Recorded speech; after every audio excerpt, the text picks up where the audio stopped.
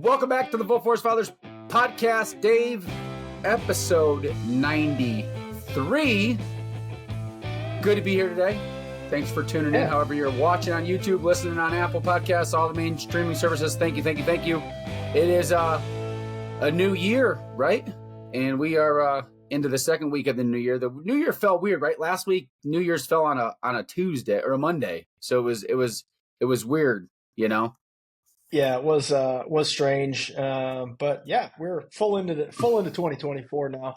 Fully looking ahead. 2023 is in the distant past now. And to recap last week's episode, 75 Hard starts tomorrow. So let's get going, people. If you want to jump on the old 75 Hard train with Dave and I, we would love to have a huge group do it. And we're excited about it. If you didn't listen to any of Andy's podcasts towards the end of the year, he started a massive group on the first. Due to traveling and everything else, Dave and I didn't start on the first, even though I would have loved to start at the same time Andy did. But yeah, so starts tomorrow. Let us know if you're jumping in. But what's going on, man? Episode 93. What do we got going on today? Yeah, we got a good episode in store. It's going to be a ranting episode. There's a lot of things that over the last, through the holidays, over the last couple months, over the last year have really gotten under our skin, and I'm looking forward to diving into those a little bit with you. But it's episode 93. There's not many numbers on this list, Brett. Not many numbers at all. Or I should say people with the number 93. That's what I should say. But most importantly, we have a new countdown. We are only 6 episodes away from the great one. We are, yes, we're getting close. I think we're going to devote the whole episode to the great one, and I'm just going to let you talk. I might not even join that episode. We'll see. Oh, dude, I'll do a solo 99, just statistics. That's it. The statistics. I'm sure the listeners would love that. Lots of statistics. Lots of hockey fans on the show, I'm sure. Oh, definitely, and definitely people who love numbers more than anything else. Hey, what do you think of my hat? It's nice. I'm going to save that though for the upcoming bit. I want to get through the numbers first, and I do want to come back to that hat because I like it. It's a nice hat. It looks good. Yeah, good. Let's go. Jump in numbers. All right, number 93. One guy from the NFL that stood out, John Randall. You remember John Randall? Minnesota Viking, 6-time All-Pro, 137.5 sacks, 7 Pro Bowls, 14 seasons all-decade team of the 90s. Yeah, all-timer. There's not much to say about him. I mean, just besides he was a lot to handle if you were an offensive lineman. You know, a lot of double teams. You know, don't forget, Randall a lot of these guys, they played in these I call it the hybrid era. Before, they were like the last of the rugged, grungy, dirty, in the trenches type of football player, and they kind of ushered in the new era of the Bosas of the world and the Chase Youngs and the Micah Parsons, where these guys are just scientifically altered, I'm pretty sure. You know what I mean? But Randall was just, dude, just a big, strong, get to the quarterback type of lineman in our defensive end. And like I said, they played in that hybrid era where, last week we talked about Reggie White, right? Played with Favre, won a ring, but, it's like they were the end of that last era. And now everything is so scientific that, football's different now. It is. One of my favorite things that I remember from John Randall. Do you remember the Nike commercial back when Nike was cool? It was the late 90s. And it was the commercial of him, and he was sitting in a little sewing machine. He was working on this thing. And then he held it up at the end, and it was a little Brett Favre jersey. And he put it on a chicken. And then the chicken was running around, and he was chasing the chicken. I don't remember that, but I want to now. I want to go find that commercial. I have to go find it. After the episode, go and find it. I'm sure it's on YouTube somewhere. But yeah, it's John Randall chasing around a Brett Favre chicken. Love it. That's phenomenal. Anyway. That's phenomenal. Yeah. Anyway, so that was the only thing we had from the NFL. NBA. Wait. So are you telling me I could go put a Jalen Hurts jersey on one of the chickens in the backyard, so just chase it around and see if I can catch it? Yeah, that's it. Yeah, that's exactly right. How great would that be? Oh man. But anyway, there were 2 people who wore the number 93 in the NBA. One of them was P.J. Brown, and the other was Ron Artest. We've had Ron Artest, Meta World Peace, in the show before for different Mm-hmm. numbers. He wore a lot of numbers. He did wear 93. I believe it was with the Kings and PJ Brown with the Celtics. So that wraps up players, man. Outside of Ron Artest's name change, by the way, just a rugged, New York kid, went to St. John's. His, besides his name change to Meta World Peace and being known, kind of like a Dennis Rodman type of player, tough, gritty, grind, getting fights, all that good stuff. The malice at the palace, and when he was a Pacer, probably his best game ever was when he was with the Lakers, Game 7 against the Celtics, when Kobe shot horrible from the floor, and Artest stepped up and hit some huge threes in that game when they beat the Celtics in the finals. Yeah, for sure. But overall, would not have made our tournament of champions. No, definitely not. That we did earlier in the year, number 93. But hey, John Rambo was on there. He was solid. So there we go. Yeah. So anyway, well, your why don't you hit us with the Bible verse today? Yeah. Bible verse comes from one of my favorite books. I can't stress enough.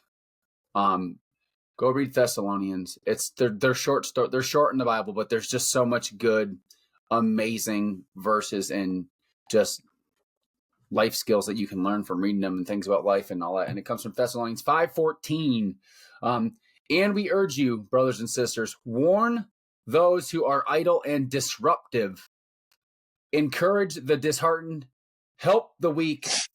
Be patient with everyone. And I think that's a great verse because today is a rant episode and Dave is all sorts fired up. Just like he wants to let me have the Gretzky episode to myself, I really want this episode to be very much Dave driven and Dave led. And I couldn't think of a better Bible verse because the first part of this verse is just I just saw steam coming out of Dave's ears. And we urge you, brothers and sisters, warn those who are idle and disruptive. We want to encourage the disheartened and we want to help the weak, obviously. And we need to be patient. We are parents. We're fathers. You got to be patient with everybody. But the smoke coming out of Dave's ears, if you're watching on YouTube, warn those who are idle and disruptive, comes from Thessalonians 5:14. Dave, go ahead and get into the episode. Yeah, that was great. So you mentioned your hat. Love your hat. Tell everybody the company that it's from, please. Got a big American flag. For those of you that are listening, it's got a big American flag on it with an AR-15 across the American flag, right? Yeah. Okay, so this hat, I didn't wear it last week. I probably should have worn it last week's episode because, on the Christmas recap episode, I did mention the hat, but I didn't wear the hat. I wore it this week. I was feeling a little patriotic today. And Dave goes, open it, take the hat off and tell me where it's from. And I'm like, dude, obviously it was made in America, dude. It's from, so the hat is from Black Rifle Coffee Company.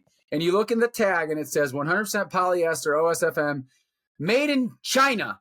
Now, my question to you before you get mad is how can a company, and this is no fault, a veteran-owned company, good for them. They kind of sold out. That's neither here nor there.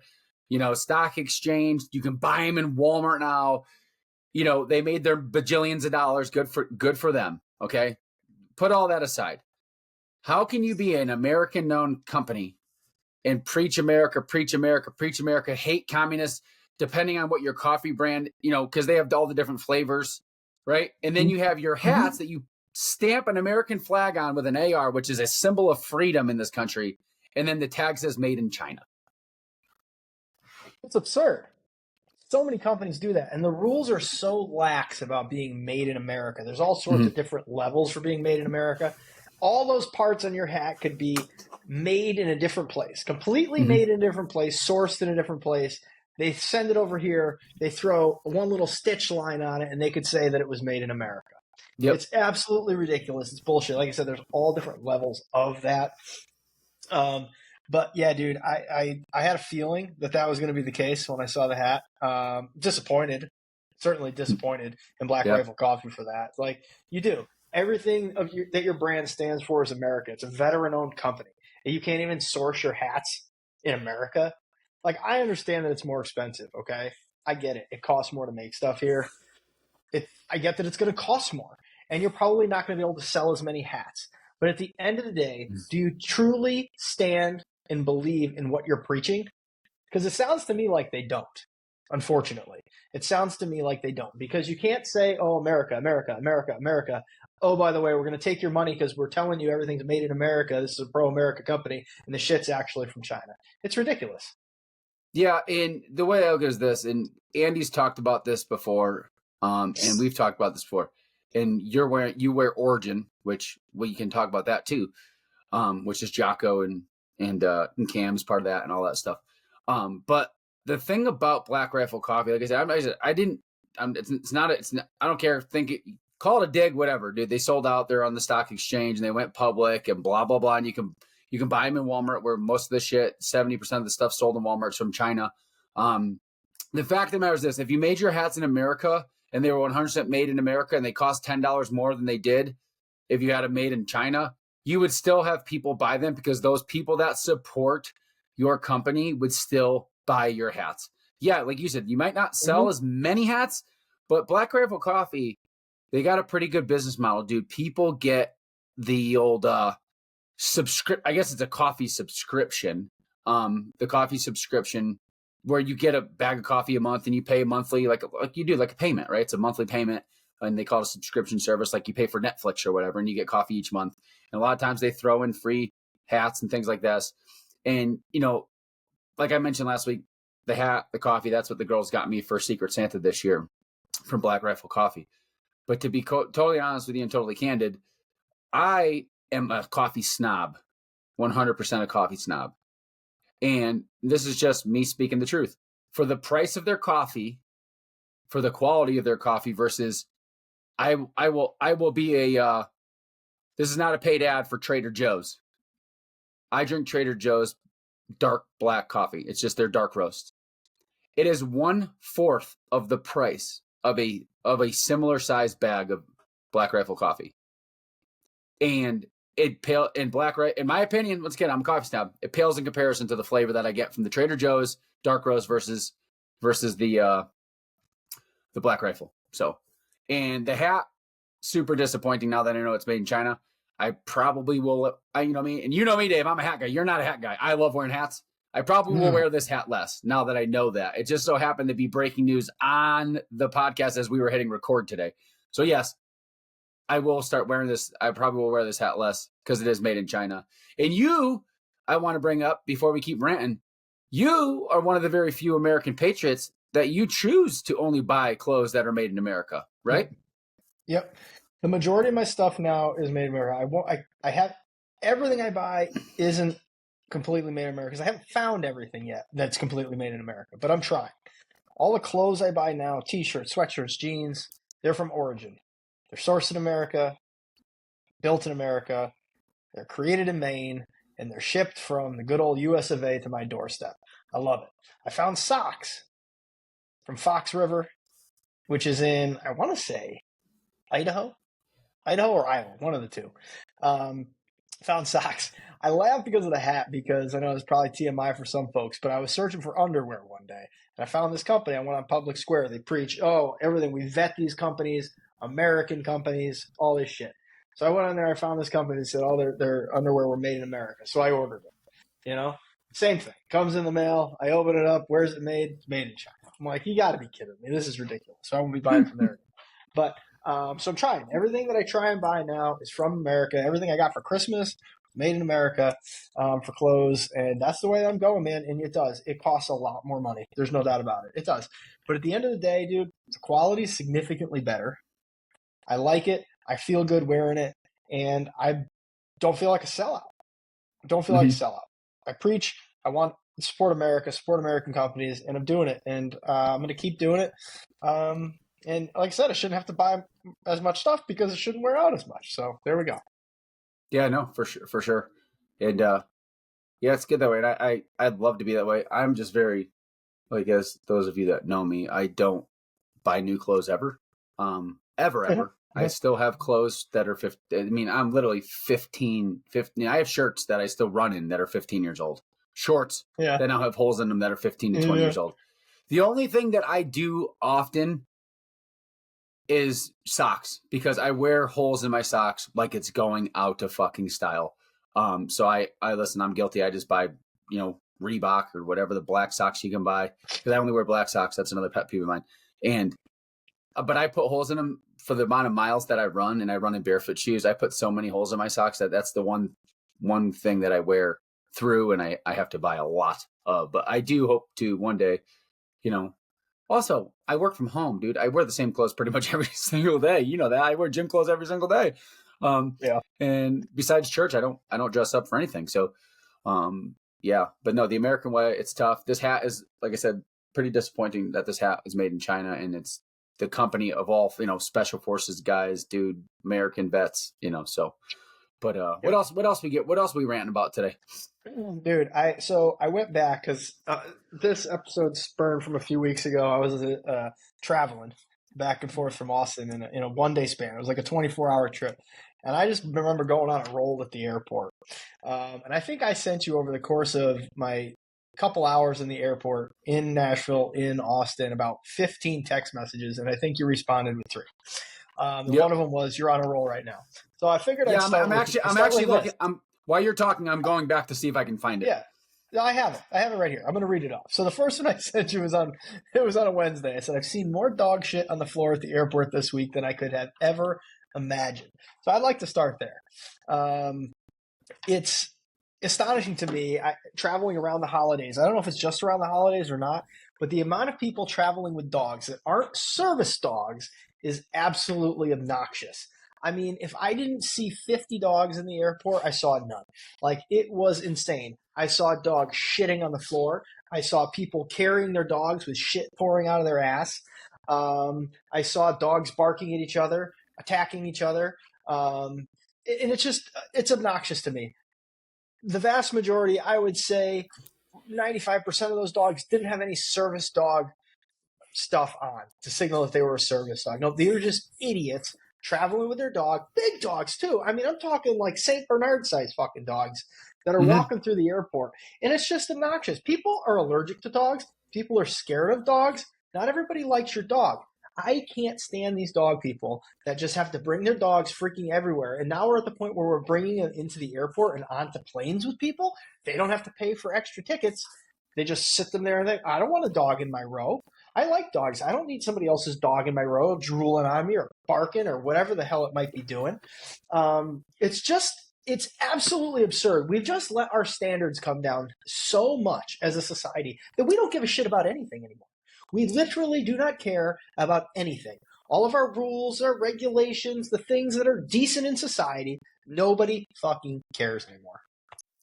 Yeah, and the thing about the dogs is, and this is one thing, and I've told you this, if I owned a business, unless you have a true service dog, and now I'm not talking about the assholes that put service vests on their dog, even though they're just their fucking pet, because the people that listen, I come from an old school dog family. Dogs are outside 95% of the time. They come inside to sleep at night. Most of the time they're in a crate. They're not allowed on the furniture. They're not allowed on carpet, beds, anything.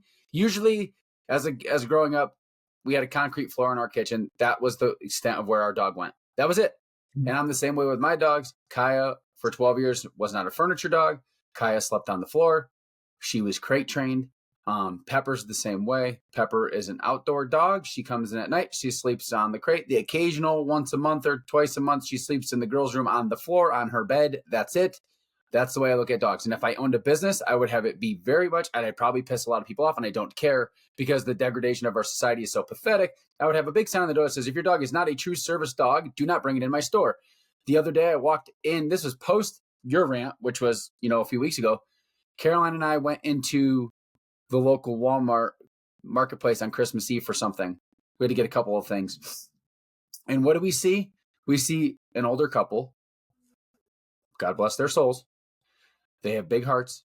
Their dog was dressed up like a fucking elf in a costume, and they were walking through the produce department onto the dairy department with their hairy, shaggy, whatever the fuck it was. Yeah. And I'm just like, yeah. And Caroline goes, Dad, why is that dog in the store? I'm like, it's not a service dog. It's their pet. And that's that. The amount of dogs that must cause car accidents, because same thing, maybe a day later, standing in their lap. Caroline and I are driving, and she goes, Dad, look out your window.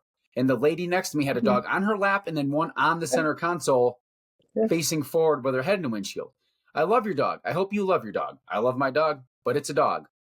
Can we please stop bringing dogs in stores? Home Depot. I see more fucking dogs in Home Depot than I see in any other Like a store. park. Don't know why, dude. They literally bring their dogs into Home Depot like it's going out of fucking style, and they are not service dogs, like you said. A service dog is something completely different. A veteran, Yep. a blind person, a PTSD, Absolutely. whatever the case may be.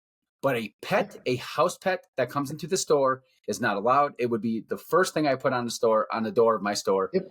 Besides, no liberals allowed. I would literally have a sign that says, "If your dog is not a true service dog, get out of my store. Leave it in the car. And if you don't like it, tough shit. Bring the dog home and then come back to my store."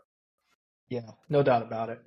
There was a funny announcement that happened at the airport. I had sent this to you because it just made me laugh because it was in the middle of this, like I was just so pissed about all the dogs that were there. And then this announcement came over from TSA and it was all snarky. I love it. It goes, "If you realized you left your leash, your dog food, and your dog, please come back to the security checkpoint." Yeah. And I'm just like, man, when you walk through an airport, you spend an hour in an airport, and you realize why our country's in the position that it's in right now. There are a ton of idiots in this country. I'm sorry. It's just the fact of the matter. Man, you see Most them all people there. shouldn't have dogs. You shouldn't have a dog unless you can take care of it. And guess what happens now? When the economy fucking tanks, like it is, in a recession, the first creature to get fucked is the dog. Because then people can't. Dude, You cut food. All the fucking shelters are full of dogs right now because Yep. nobody can afford to buy their own food. So the sure as hell ain't can afford to buy their own dog food. So they send the dog to the shelter. People shouldn't have dogs. I love my mother to death. Yep. She's my mom. She has 3 dogs. I will say this openly. I've said it to her face. She does not need 3 dogs. Period. Yep. End of story. There's no reason for her to have 3 freaking black labs in her house because they are literally, they're a crutch to her life now. Like when you have 3 dogs, think about that. Got to walk Yeah. 3 dogs. Got to feed 3 dogs. Got to take care of 3 dogs. Dude, that's like 3 little kids running around your house all the time. And it's ridiculous. Casey mentioned that the other day. She said she's been seeing on like the local Facebook groups and whatnot that so many people are just getting rid of their elderly dogs because they're requiring medication, vet trips, things like that, and like the overall cost. And she's like, it's just so sad to see how that's really becoming a thing now. And this wasn't a show about dogs. This just happened to be part of the rant. Like I would listen. Once again, there's doctors. Doctors are good. Vets. A dog doctor. That is a profession I would never want because when you're a human, like you need the care. If you broke your arm, you got to get it fixed or blah blah blah. You can't do that, dude. People don't do that with their dogs. And vets, a vet comes up to you and says, "Listen, your dog needs to have the surgery, and it's a 1.5-year-old dog, and you spent $1,500 on the dog." And the surgery is going to be $2,500, and now you're like, "Oh shit, can I even afford the surgery?" Or you know what I mean? Like, dude, I don't envy vets at all, not one bit. Like my mom's dog just had a infection in its pad, and it needed to have surgery, and it's on 4 antibiotics. Dude, if you can't, I said, "Mom, you're going to spend $10,000 on this fucking dog." I know another family that spent. The dog got some kind of stomach thing, got choked, got swallowed something, and it was going to die. Dude, it was like $8,000 to fucking have the stomach surgery, and they paid for it.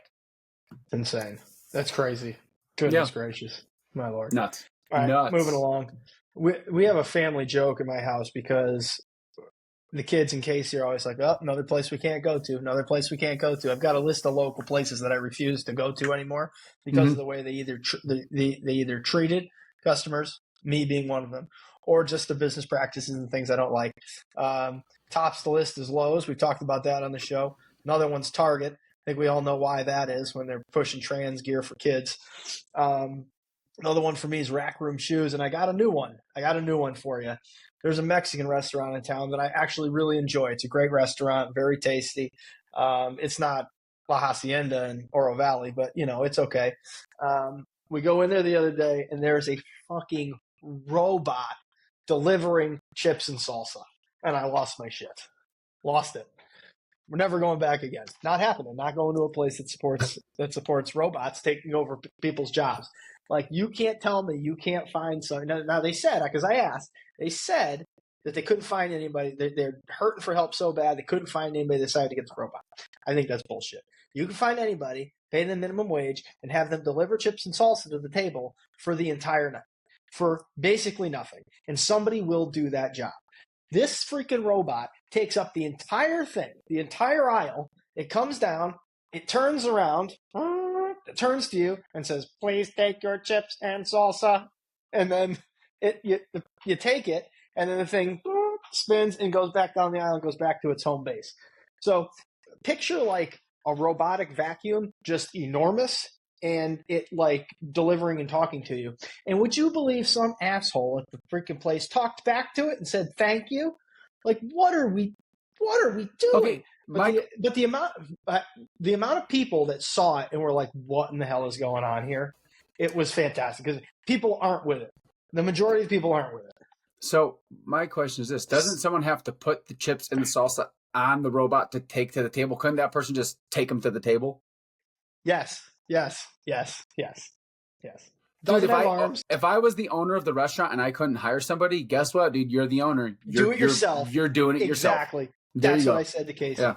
That's what I said to Casey and the kids when we were there. And then when we were leaving, we got like pinned in. Casey, myself and the kids, we got out of the booth, got ahead of the robot. Casey got behind the robot, and she had to do like a little shimmy to get around the robot, and it didn't know what to do because it was so big. So it was like backing, and it didn't know what to do. So Casey had to like dance with it to get around it, to get out the place. I said, we're never going back. So they added one more thing to the list of places Dad won't go to in Tennessee.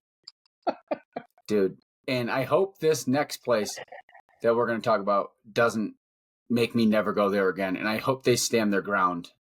But yes, you mentioned it to me, and then I heard it. We've heard it on other podcasts and all over the news that the state of New York is trying to force Chick-fil-A to open on Sundays at rest stops because they said something along the lines that it's not fair to the travelers to go to the rest stop and then the restaurant not be open on Sundays. Now listen, they're found on Christian values. They've never broke. They've never bent. They are Monday through Saturday. End of story. You will never see a Chick-fil-A open on Sunday. My guess is they're going to tell New York, fine, we're just closing these locations. I don't care. My guess is I also don't think they care what kind of bath they take on the leases that they sign for those places. I don't see them bending. But if they were to bend, they'd be on the list too. Yeah, I don't think they will. I mean, like you said, they've been pretty strong about things in the past. I don't think this law will pass, but I also think that if it does, I think they'll just pull out of the locations, which they should do. The thing that's messed up, man, is like when you go into these rest stops, there's always multiple restaurants there. Yeah. Always. Who cares if Chick-fil-A isn't open on a Sunday? Like, people know. It's a brand. People know, like, oh, can't go to Chick-fil-A on a Sunday. Okay, guess we can find someplace else to go. I would argue that they are more famous for being known that they are closed on Sundays than they are for their actual chicken sandwich. And their chicken sandwich is a great chicken sandwich. I bet you they're more well known that for a fact, because granted, we grew up in Connecticut. There was no Chick-fil-A in Connecticut. It wasn't a New England thing. But when we moved to Arizona, and there's one right down the street from us, we were like, holy shit, dude, Chick-fil-A, this is pretty cool. You know what I mean? And they're from the South and, blah, blah, blah.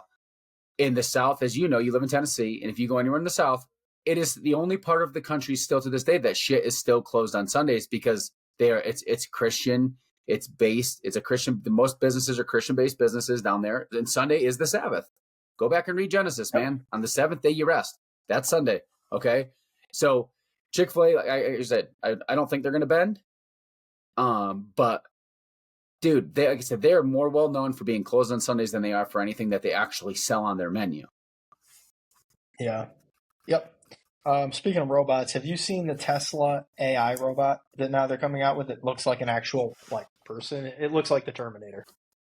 Not a clue. Wouldn't know what it looks like. Dude, well, look it up sometime because this is what's going to take over the world soon enough.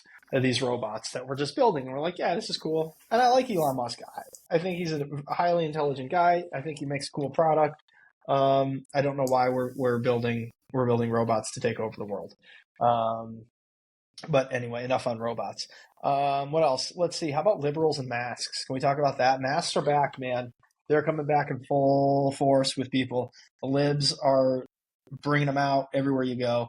I saw them in the airport. I snapped a couple pictures for you to see these crazy fucking people. They all look the same too, and you could spot them out of an entire crowd of people and be like, "Yep, I know what side you're on." Not the side of freedom, that's for sure. Here they go walking around with their masks, pushing other people to do shit. And it's just infuriating to me. Like, clearly the masks don't work. They never did work. And we're still going to try and use them. Cool. Well, and the other thing that Andy and I talked about this past week, because as you know, everybody caught some sort of kung fu flu, you name it, sickness, virus in my house. And I know now pretty much about 50% of people that I talk to have caught whatever this flu is that's going around in the last 3-4 weeks. And it knocked us on our ass, and I don't ever get sick. It knocked Yandine out for a day, and she doesn't ever get sick. And all my kids got it, except for really Finley didn't really catch it, but 5-year-olds are resilient. And it's the perfect example of what they should have had done with COVID, which they didn't do with COVID. And it's just another point that it was just all manufactured for whatever reason, whatever higher power they want to have in control of everything. But that flu that I got 3 weeks ago, I think it's about 3 weeks ago now, was worse than COVID, worse than any other flu that I'd ever gotten. Mm-hmm. The fire in the lungs, the cough, the throat, the fevers, the chills, the night sweats, you name it, the migraine headache that we all got and we all experienced. And guess what we did? We were sick. We fucking stayed home. For 3 days, I didn't leave the house. I was sick until I was healthy. Yandine, everybody. And guess what we didn't have to do? Shut the fucking world down. Stay home, get better. They didn't have to manufacture all these masks. They didn't have to manufacture all these ventilators. They didn't have to manufacture all these fucking drugs and vaccines. I just fucking stayed home for 3 days, drank lots of water, had lots of lemon, lots of honey, elderberry, all the natural fucking remedies, avocados, and I got better. And that was fucking that. End of story. It just proves, because I actually talked to a customer of mine the other day who got the same virus I did last week. And she told me that she had COVID a couple of times. And she said, Brett, this was 100 times worse than COVID ever was. And we shut the country down for it. The world shut down for it. Election year, Donald Trump. It was unbelievable. We destroyed our country for it. Yep. Thanks, China. Destroyed our country because it's I'm taking the hat off for that, because that was a China-made virus. I don't want any part of that hat. The hat's coming off for the rest of the episode. I'm now angry. Great. Yeah. I mean, dude. That was the beginning of the end of this great country that we know, until we can hopefully get it back. But yeah, and you survived. Look at that. You guys all got sick. You're all still alive. How about that? And yeah, dude, I literally, I just cannot believe how, with the state of the country right now, you can't look at it and just be like, you know what? I was wrong. The country's in a significantly worse place than it is right now. Mm-hmm. I still hate Donald Trump, but the country's in a significantly worse place than it is right now. I don't know how anyone can't say that. Anyone on that side can't say that. I just don't understand. How can you? But that's right where we're at, man. Yeah. That's where we're at. And this year's an election year, dude. 2024 is an election. Is there going to be an election? Is there not going to be an election? Is it going to be Trump versus Biden? Is Trump going to be in jail? Is Biden going to be dead? Is Biden going to be in jail? Is he going to be impeached? Is Trump going to be, and there's so many things. And I listened to a podcast, and I told you about it to listen to it. But last week, Chad came out, 307 Project podcast, him, and he let Chili have the mic. And Chili is very, very he's very smart. He's a smart kid. And he was talking about the government, and they were bringing up the election, and is there going to be an election this year? And is it going to be a war that stops it, or another virus or whatever? And he said, what he was very eloquent in the way he put it. He goes, what people don't understand is, dude, they're the same. The right and the left is the same. When you get to Washington, it's a completely different game that they play. And what they want is gridlock. There's puppets. They're all puppets, and it's gridlock. Because if one side gets too much power, then it can't be reversed. You know what I mean? So like, you can't have a Democratic president for 40 years. You can't have a Republican president for 30 straight years. It just doesn't work that way. So even though they run on these platforms, once they get in, it's like, okay, I did what I had to do to get in, and now I'm part of the game. And now we're going to just be gridlocked, because there's think about all of the policies that nothing ever changes. All the big ones: immigration, abortion, right? All of these things that are all the same, right? Pulls a little right, then pulls back a little left. And it's gridlocked on purpose, so it never changes. So they continue to keep all of the power, and us, the people, which is reversed of what it should be, have zero power. And there's nothing we can do about it. Yeah. Yeah, no, you're not wrong. And, because do you have any faith in our election system? Like, I'm not trying to be some tinfoil hat wearing person. But listen, 2020, Trump, election fraud, election fraud, election fraud, election fraud, right? 2016, the other side, Hillary said election fraud. There's no way he won. Just like Trump said, there's no way Biden won. And Hillary said, there's no way that Trump won. And then Obama had 2 terms where he kind of just blew everybody out. The first one being everyone wanted to change. And he was a great unifier, even though he was actually a great divider. He sounded like a great unifier because he spoke well, right? But take it back even further than that. What about George Bush, dude? Yeah. Everyone forgets we were young. We were 15 when that election happened, but they recounted Florida because one night Al Gore won and one night Bush scored. So how much faith do we actually have in our election systems? This is now 24 years of us being adults, and we have not had just a straight election where it made any sense. It doesn't make any sense. We've advanced so much in technology, yet we've regressed so much in what we can do on an election night. It's amazing to me. Yeah. And I think, we talked about it before. We just need significantly less government. There's so much money tied up in the government and where it goes. And the only one calling for that is Vivek. Did you see, and we've talked about him on the show, the Argentinian, the new president of Argentina? Yeah. Did you see what he came out and did the other day? He abolished didn't he abolish the Federal Reserve or something? 5,000 contracts of government employees that took office this year before he was there. He's not renewing their contracts for this upcoming year. Good for him. Yep, there it is. Shrink it down. You did, but it'll never. But our country is predicated on that never being able to happen again. You know what I mean? It's just ridiculous, dude. How about the movies though that are hitting box office, Netflix, all sorts of things? I told you about one of them, Leave This World Behind, and then there's another one coming out this spring called Civil War. Shocker. Hollywood's already showing us what's coming in this country, and it's terrifying. Terrifying to think they want it. Yeah, absolutely. For sure they do. But yeah, if you get a chance, go see Leave This World Behind, and then when it comes out, Civil War, you're going to get a good picture of what might be coming soon to a neighborhood near you.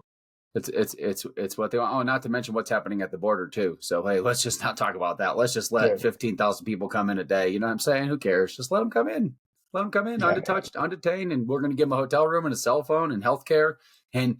You peasants, you stay poor forever and pay taxes for all the people that are coming in here the wrong way. Yeah, and hey man, you're right on the front lines of that. All those people crossing the Tucson sector on the border, man, filtering north, crazy. Listen, I can hook up and be gone in the blink of an eye. Yep, might need to be. Have that baby ready to go, fueled and ready. You never know, dude. You never know. Last thing on my rant list, dude, is just the price of everything. The price of everything. Food, groceries. It's bananas. You can't go into the grocery store and buy a groceries for the week for a family for under $250. It's impossible. Zero chance. And that won't give you all 3 meals. It's insane what everything costs. Gas is high. Paper products are high, paper towels, toilet paper, tissues, things like that, man, through the roof. Everything is just through the roof. People aren't getting raises to match inflation. Usually you get raises that were more than inflation. It's like, okay, cool. I got a raise. And I don't think it's the company's responsibilities to match inflation. I'm not saying that. Yeah. But it's just we're so far out of whack, and that's what just printing money. Everybody was so happy that they got their $1,200, however long ago during COVID it was, and we're going to pay for that forever, just in the cost of everything, because you can't just print money. It doesn't just come out of thin air, unless you're the government. In this country, it does. It does. But yeah, dude, it's crazy, man. I've had to adjust my budget. We talk about budgets all the time. I've had to adjust it many times over the last 12 months specifically, but really over the last 24 months, this stuff has really started to increase. And people are seeing it. They're seeing it in their bottom line when they come home. Their take-home pay, what they have left at the end of the month, there's not much there to do anything extra with. Unfortunately, we live in a country where no one pays attention to their budget anyways, but that's an argument for another day. But one thing I will say, and this I will give a quick tip, and this is probably a lot of people don't think this way. I think this way because I'm cheap. Everyone knows that I'm very, very cheap, very stingy. And here's one tip. If you want to make that food budget last a little bit longer, especially on the weeknights when there's school and people are working, make, like I think Christmas was the perfect example for Andine and I. We actually did it the other day when we were on our walk. Christmas Eve, Andine made like stuffed breads, like pepperoni bread, a ham and cheddar, broccoli veggie one. The Thursday before Christmas Eve, she made a big pork thing where you make pulled pork in the crock pot. So she made that. Pork butt. Yeah, pork butt. 2 days later, she made stuffed breads for Christmas Eve. And then on Christmas Day, we made a ham. And she made a big, ginormous pot of mashed potatoes. And then she made a homemade macaroni and cheese. And we were doing the math. For the macaroni and cheese, the ham, the pork butt for the pulled pork, and then the stuffed breads cost about $60. It was like $65 or $67. And that fed us for exactly 1 week. Now, granted, we did leftovers every night. And some people don't do leftovers. I don't mind leftovers. Don't bother me one bit. But for $67, we did dinner. It was dinner. It wasn't breakfast. It wasn't lunch. It was dinner for the week. Now you throw in breakfast, whether it's eggs or, we don't pay for eggs because we have chickens, but we pay for them because we pay for, chicken food. So we pay for them in a different way. And then whatever you make for lunch, whether it's a salad or this and that. The fact that we are so stingy and we can prove to you from receipts that it's virtually impossible to feed a family for under $200 a week is just a very, very telling sign as to what the rest of the people that don't pay attention to their money, how they live and how the dangerous thin ice that they're skating on. It's unreal. Yeah, dude. 100% right. You really got to be diligent in thinking about those things. And if you have time to cook those bigger meals, that's a great idea. Yeah. And do the leftovers. You can do the leftovers for lunch. You could do them for, if you cook a ham or something, you could use that for breakfast too. So there's ways to do that. But yeah, it's nearly impossible. And that's why we're seeing credit card balances increase significantly. Defaults are increasing significantly. And we're just in a world of hurt right now. We're in a world of hurt with the financial system that we have in place. Absolutely. Anything else you want to rant on before we close this out? I think that's enough for today. I think we ranted enough. I'll get even more pissed off if we keep going. So we'll end it there. Hey, well, listen, 75 Hard starts tomorrow. So jump in, get going with us, dude. Change your life. Andy's shameless plug for Andy. His new book was on pre-sale. I can't wait till it comes in. I ordered it. I'm waiting for it. What's it called again? I always forget the name of it. It's the book on discipline or something like that. Yeah, mental toughness. Yeah, book on mental toughness. Go get it. Or pre-order it and get it and read it. That's your book recommendation. We don't have one for you today, but that's the book recommendation. When Andy's new book can be in your mailbox, make sure you read it.